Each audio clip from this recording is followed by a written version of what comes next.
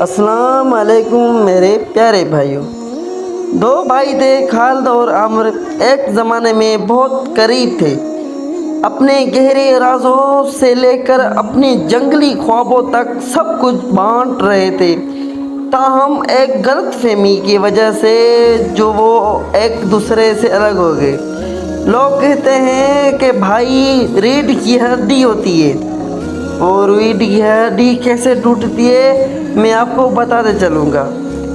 سب کچھ اپنا بانٹتے تاہم غلط فہمی پیش آئی، بحث کا باعث بنے اور وہ الگ ہو گئے۔ خالد کاروبار میں کامیاب ہو گیا، جبکہ عامر نے اپنی زندگی گزارنے کے لیے جدوجہد کی۔ ایک دن عامر کی بیٹی بیمار پڑ گئی اور وہ اس کے علاج کے لیے متحمل نہ ہو سکا۔ مایوسی کے عالم میں وہ مدد کے لیے خالد کی طرف متوجہ ہوا، لیکن ان کے بچپن کے بندھن کو یاد کرتے ہوئے وہ آخر کار مدد کرنے پر خالد راضی ہو گیا۔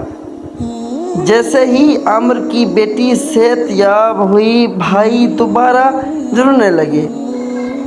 کہانیاں اور ہنسی بان جیسے وہ پہلے تھے۔ خالد نے محسوس کیا کہ کامیابی کا مطلب پیاروں کے بغیر کچھ بھی نہیں، جبکہ عامر نے سیکھا کہ معافی اور عاجزی حقیقی خوشی کے لیے ضروری ہے۔ تفہیم اور محبت ہم اپنے رشتوں کو مزید قیمتی اور لچکدار بناتے ہوئے انہیں دوبارہ تعمیر اور مضبوط بنا سکتے ہیں۔ مجھے امید ہے کہ یہ واقعہ آپ کو بہت پسند آئے گا۔ پلیز ہمارے ملاح اسپیک کو سبسکرائب کیجیے، لائک کیجیے، اور جیسے ہی ہمارا نیا واقعہ آپ تک پہنچ جائے۔ شکریہ۔